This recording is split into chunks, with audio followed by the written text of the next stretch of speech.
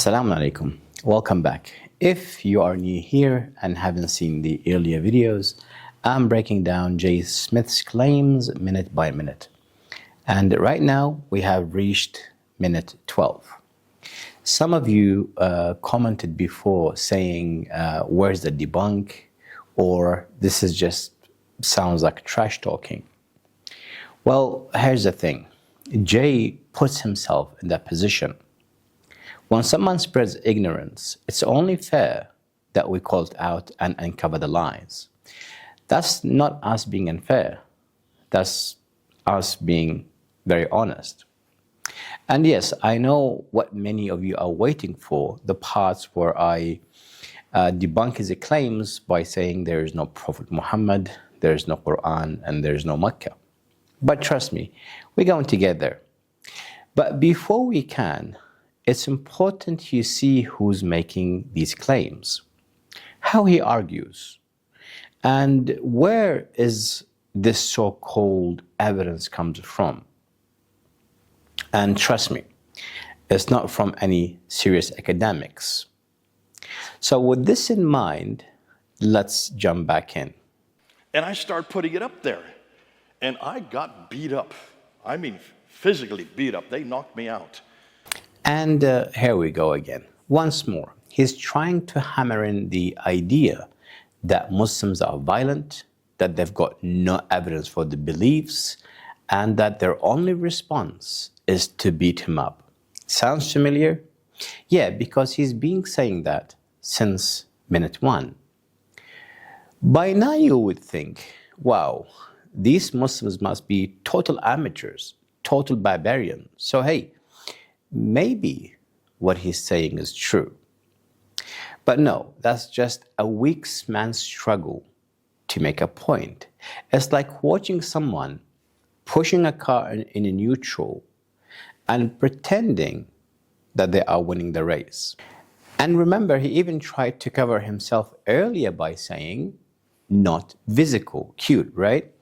But just a few minutes later, surprise, surprise, the story shifts. Suddenly he's painting the whole picture again.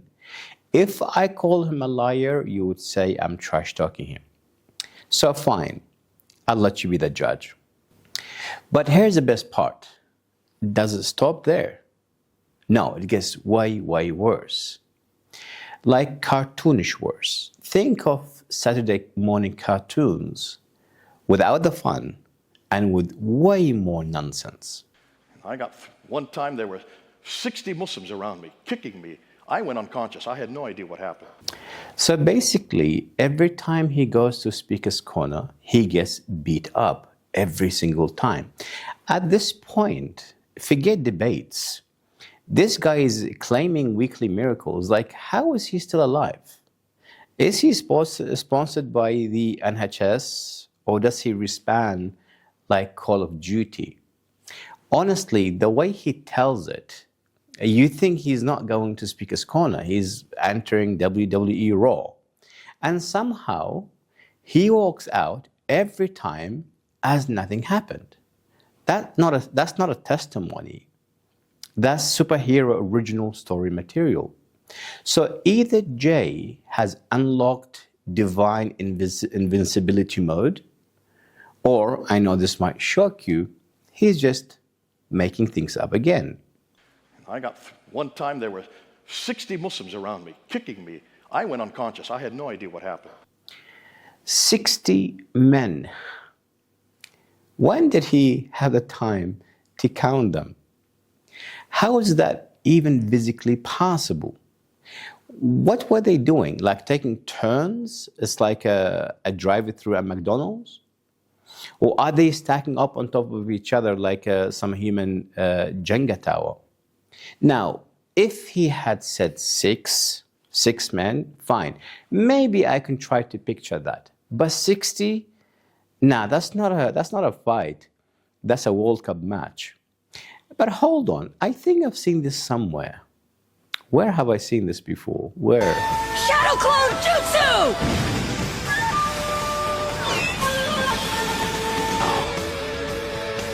Those aren't just illusions, they're solid clones. He's mastered an extremely advanced jutsu. Oh, yes. I've seen that in Naruto. Naruto shadow clones. Literally, that's the only way this works. Because Jay is not debating Muslims, he is fighting in an anime filler episode.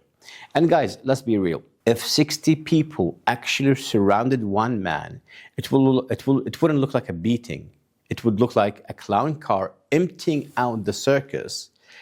Pure slapstick. So either Jay Smith is living in a Cartoon Network land, or, plot a twist again, he's making things up. When the police finally pulled me out, they... Wait a second. So they pulled you out? That's it? No arrests? No fighting? Just 60 angry men magically frozen in place while the police play tug of war with you? Seriously, is that even logical? Since when is that the role of the police at the park? So they were like, all right, lads, break it up. No arrest today. We just here to gently pull Jay out like he's stuck in a quicksand. Come on. If 60 men really surrounded him, the police wouldn't just stroll in like lifeguards at the swimming pool. They would be writing reports, calling ambulances, and handing out bans left and right. But no, in Jay's world, the cops just swooped in, plucked him out of danger like a claw machine, you know, the claw machine toy. And everyone else, what happened to them? They just went home for a tea. Absolutely cartoon logic. So a black man came and laid on top of me and took the blows for me.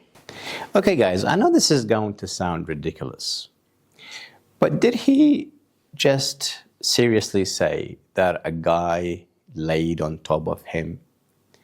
What's the timeline here? Like, was that before the punching started or after? Because let's think about this logically, something I do all the time is a curse. If your buddy is going to take a hit for you, he should be right next to you, not diving on you like it's WWE SmackDown. Or did he politely ask permission first, like, excuse me, lads, make way, please let me get cozy with my pal here before you start the punching party? And then obviously he would have said, thank you kindly. Come on, either this guy is built like a tank, or these guys are the most considerate mob in history, sparing you out of sheer respect for his sacrifice. And why exactly did he take the beating for you? 60 men? What, they couldn't move him? So instead, they start smashing this innocent guy instead? Sure, that makes total sense in your logic. I said, where is he? He had disappeared. Then suddenly, this miraculous bodyguard just appears out of nowhere and he takes the beating. And Jay doesn't even see him. Maybe it's because Jay is secretly the chosen one, glowing with divine vibes and radiant, and he could not see and notice this guy that was saving his bacon. Guys, at this point, seriously, I'm actually getting a kick out of this. I call him Barry, my black angel. And look, if Jay's got some kind of fetish or weird fantasies involving black people, that's his business, whatever floats his boat. But Barry, really? Are we talking about a fruit or BlackBerry phone from 2005? Or did he just pick the most questionable nickname to make everyone side-eye him? If it's the phone, that's not just a vibe, that's a hate crime against nostalgia. And if it's a code word, well, my friend, the scriptwriter needs to chill with the irony. So spill the tea. What's the deal with Barry? And why this miracle man got you dodging details like you're on witness protection program? I have a black angel. Oh, your heart is so diseased with fake virtues, you're out there inventing superhero sagas. This mysterious dude pops up twice to save your sorry self, and you're like, who, where? I was too busy. Either you're mixing reality with your spice portal have fantasies, 60 men, black dude, bunch punching party. I don't know what to make out of this. Sounds like you're the main character in a fanfic gone wrong. So tell me, is this like a divine miracle, or are you just projecting your wildest dreams and fantasies onto us? Barry, he saved my life twice now at Speaker's Corner in the 25 years I've been there. But I suddenly realized this material is potent. This is heavy material. Wait, hold up. I'm so confused right now. So you've been beaten up for 25 years, not because of the new material you acclaim you just learned from Dr. Hotting. So what material were they bashing you for before? The invisible stuff? The same old fairy tale? Man, I'm losing brain cells just trying to keep up with your contradictions. Honestly, it feels like I'm reading the Bible for the first time. If this is the only reactions Muslims have, is to beat you up or to walk out the door and slam the door and yell at you as you're walking out, if that is the only reaction they have, we got to learn this material. We got to know this material. Okay, so that's the only response they've got, in your imagination, of course. And I won't argue with you there, so that's fine. But when you say we have to learn this material, and I'm like, wait, what? That shocks me. So Dr. Hotting casually says that there is no reference to a man named Muhammad, no mosque is facing Mecca, and you take only these exact words and march straight to Speaker's Corner. Seriously? Do you guys see what I mean, or am I losing my mind here? Because right now, you're saying we have to learn this material, which means he learned nothing about it when he got beat. Yet somehow, you still got beat up before for the same material. How does that even work? Somebody help me here, because seriously, my brain just filed for early retirement, trying to follow his logic. That was then in 1995. Some of these students came to me and they said, we can't answer this, but there's a man who can. His name is Dr. Jamal Badawi. And they said, we want you to debate him. There it is, Dr. Jamal Badawi and myself. But didn't you say before that all the Muslim students left? So why would they come to you? I thought Dr. Hotting was running the class. And which students are you talking about? And now you're admitting that beating up and walking away and cursing wasn't their only response, right? Because they said, we don't know, but we know someone who will debate you, which is very logical, and that's what was expected. Except that's clearly not something you actually want to admit, because you want to make them look like violent. But now you're forced to admit that they actually gave you a valid argument. Look, we don't know the answer, but we know someone who will. But you don't want to mention that, because that doesn't serve your idea. But now you're forced to say it so you can move to the next segment. Again, I'm asking, which students are you talking about here? He is the world's leading authority on the Quran. He had done... Wow. Calling Dr. Jamal the world leading authority on the Quran, that's very cute. Now, Dr. Jamal is a respected Islamic scholar and apologist, particularly in North America. But calling him the world's leading authority on the Quran is an overstatement. Many scholars we have, Quranic scholars, who are more prominent than Dr. Jamal and globally recognized for the work in Quran commentary and Quran sciences. Dr. Jamal's expertise is notable in interfaith dialogue and Western context, but no consensus crowns him as a singular top authority worldwide. So stop making things up. He's a, like I said, respected scholar, sure, but the Quran has been studied by thousands of experts across centuries, in dozens of languages, across multiple disciplines. Claiming that one guy is the ultimate authority is like saying that there is only one world champion in chess, maths, and physics all at once. Completely laughable. Now, respect his work, but do not inflate titles into fairy tales. He is the world's leading authority on the Quran. He had done 300 videotapes. You know, these old boxes, these old VHSs. For those who had gray hair, remember the VHS boxes that we had to use? And he had done 300 of these videos just on the Quran. Oh, 300 tapes, you say? That doesn't make you the world's leading authority on the Quran. It just makes you really good at recording yourself. No, a high tape count doesn't crown you king of Quranic knowledge. I mean, I see what you're doing here. When you make someone sound to be the leading authority and you debating him, you're just trying to tell us that you're all that, which is a nice try. I have been teaching Quran and Islamic studies since I was 17. That's almost 30 years. And I've done hundreds, if not thousands, of lectures throughout the years.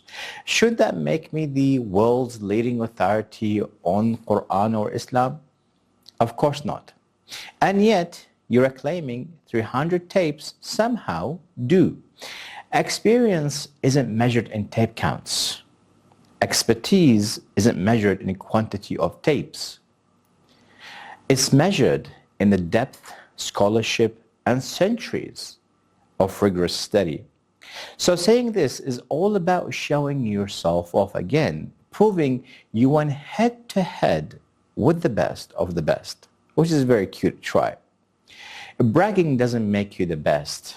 It just makes you really good at patting yourself on the back. They said he's coming back from Malaysia. He's going to stop in London on his way back to Halifax in Canada. Would you be willing to debate him? Well, I hadn't done a debate before. We don't get trained up on how to do debates in seminary, not in homiletics class. Nothing about debating, nothing about getting confronting or people supporting and people yelling at you and calling you all kinds of names, giving you death threats. And again, you learned nothing except how to be a parrot and mindlessly repeat things. You don't actually need to learn how to debate. And no Muslim debater has ever taken a course like that either, because it doesn't exist. But of course, you don't want to admit your ignorance, so you keep insisting we were not taught how to debate. And to really sell your clueless ignorance, you throw in a death threat statement just to make it more spicy. So I said, okay, let me try it out. Despite the fact that you got a death threat and being beaten up, oh no, what a turn of events. And so I went up to see a woman her name was Dr. Patricia Crone. Dr. Patricia Crone is the leading authority on Mecca. Okay, so Patricia Crone is suddenly the leading authority on Mecca. Really? She was a respected scholar of early Islam, and no doubt. Her theories were controversial and often challenged by other experts. She questioned Mecca's role as a major pre-Islamic trade hub and suggested the origins of Islam might not have been centered there. That's not authority. That's one perspective in a huge field of debate. Calling her the ultimate authority is like calling the loudest person in a debate the winner. Scholarship, again, isn't about volume or shock value. It's about evidence, consensus, and centuries of studies. So stop inflating titles to make a point that really does not exist. She is from Denmark. She reads and writes 15 archaic languages. How many of you can read and write 15 archaic languages? Show of hands. None. She's unique in the world. Patricia Crone was undoubtedly a brilliant and respected scholar of early Islamic history, born in Denmark in 1945. However, the claim that she could read and write 15 archaic languages is highly implausible. Even if she had begun studying ancient languages at the age of 10 and devoted her entire life to them, which she did not, as she spent decades as a, girlfriend, wife, student, teacher, researcher. The time required to master 15 archaic languages would exceed her realistic available study years.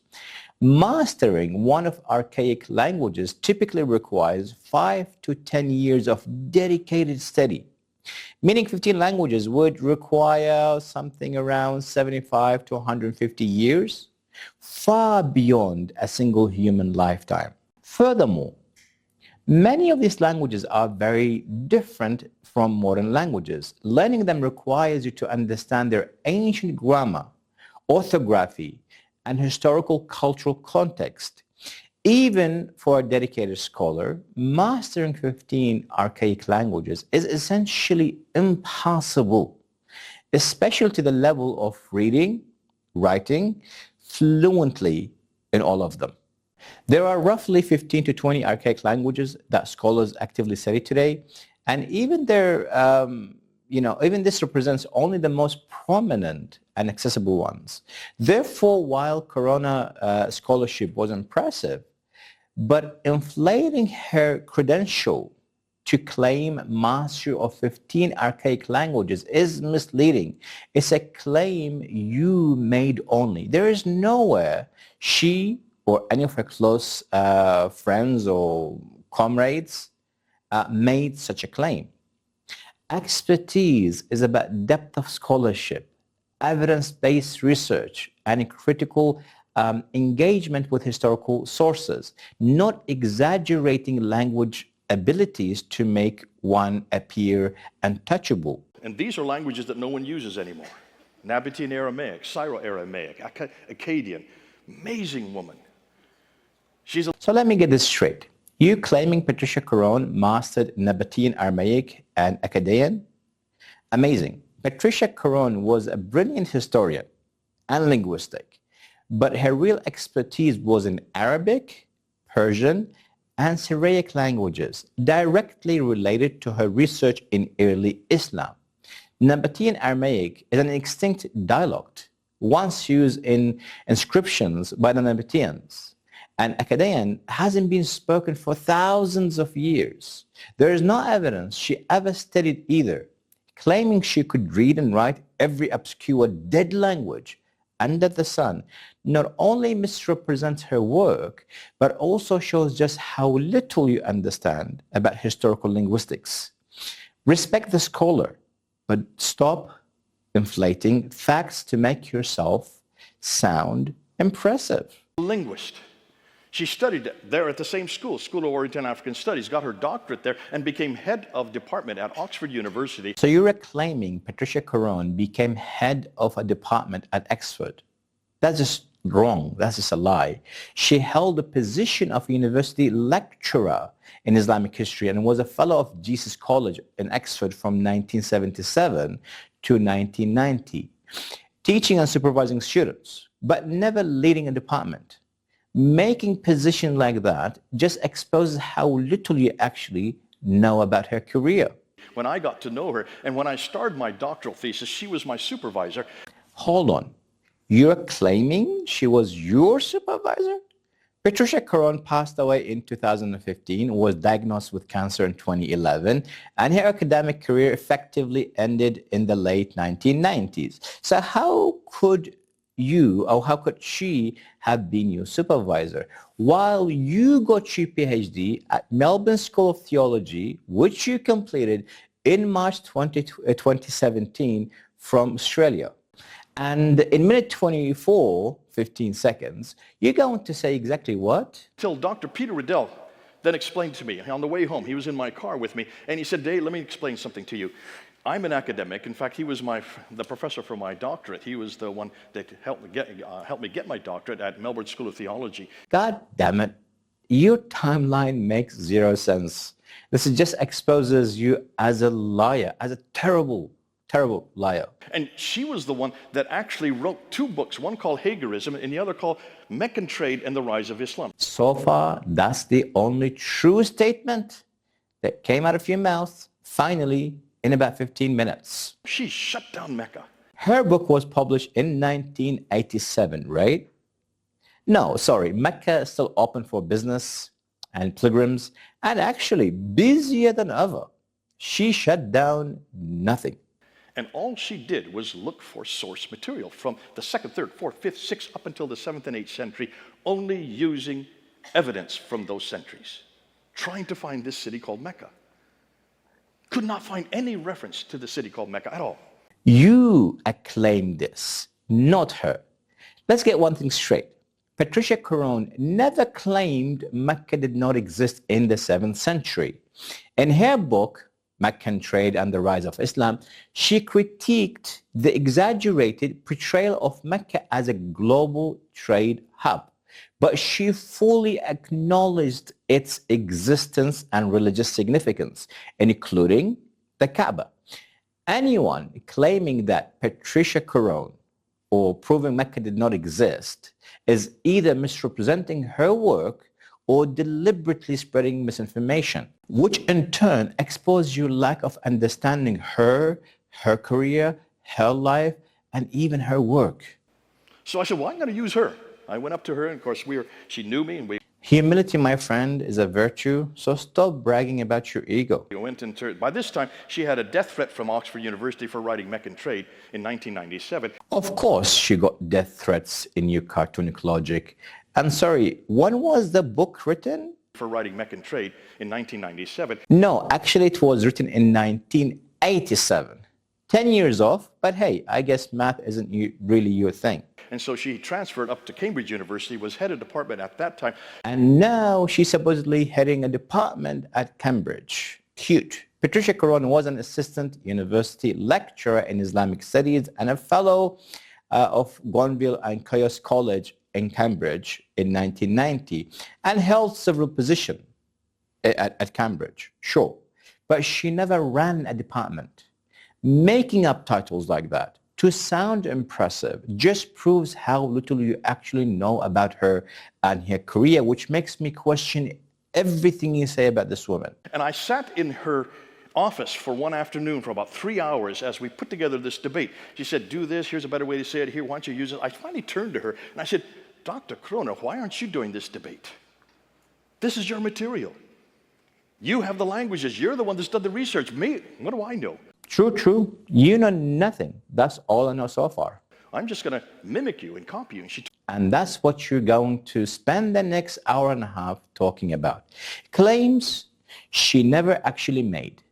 It makes me doubt you even met that poor woman. Since Patricia Crone has been dead for almost 10 years now, spreading this kind of misinformation just shows how little you actually know about her or her work, because clearly you have not read her works. It occurred to me, she started life. She said, Jay, let me tell you something. I have a chair to protect. I have an institution to represent. I would love to know what year this was, because your timeline is so broken, it might as well be fiction. That's why I don't believe you actually met her, unless, of course, you think knowing she had a book you never read counts as meeting her. Because by that logic, I also met Shakespeare. That they do not have. So I said, okay, let's go. I did this debate. It took us 2 hours. At the end of the debate, I gave 10 historical challenges, all of them her challenges. I would honestly love to see that debate. I would pay to see that debate. Sadly, I looked everywhere and could not find it. But I'm sure he made a joke out of you. He did not have an answer for any of them. And he turns to me at the end and he says, you know, Mr. Smith, all you've done is shown us everything you brought is based on silence. To tell me someone like him had no answers, sorry. I won't believe that, not in a billion years. Even a child couldn't refute Crone's arguments and yours. I'm not even sure you've actually read all the books by the people who tore her argument apart, because you got to look at the both of her argument and people's refuting her argument, so you could come up with a consensus, with a result. I had nowhere to go. He was right. I didn't have any evidence. He didn't have any evidence, so it's just silence. You had no evidence, yet you went to debate him. I thought you said Corona told you and gave you the evidence. So what exactly did you debate if you had no evidence.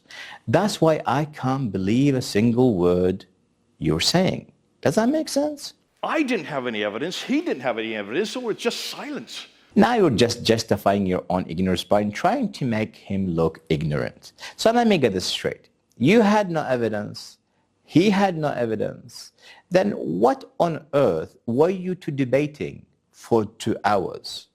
Nothing plus nothing equals silence. Were you guys just staring at each other like a bad cartoon skit? And didn't you earlier call him the authority on the Quran? How could someone be authority on the Quran with zero evidence? Your cartoon logic is so broken, it makes no sense. There was no reference to this man, Muhammad. We can't find any reference to the city called Mecca. We can't find any manuscript for any book called the Quran. None of this we can find in the 7th century. Nice try, but your stories are collapsing under basic logic. Keep talking, and I'll keep exposing every contradiction until there is nothing left. How do you prove evidence for something that never existed? Do you see the problem, folks? That was 1995. This is 2025, 30 years later, and everything I'm going to introduce tonight is based on evidence. We finally have the evidence. At last, the moment I've been waiting for, your new evidence, except it's not new at all. It's the same tired nonsense you always trot out.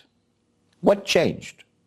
Now that Muslims are pushing back, you're scrambling to convince your own people.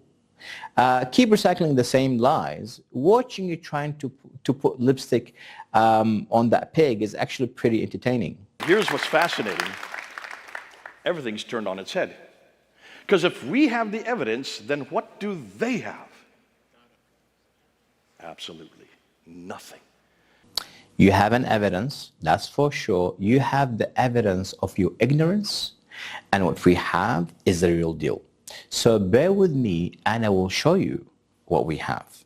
Now suddenly, everything the Muslims are going to present is based on silence. They have no evidence for their man Muhammad. Yeah, we are following a myth we invented from thin air. Just be patient, and I will show you more than you can digest. No one has dared to debate me on this until this year.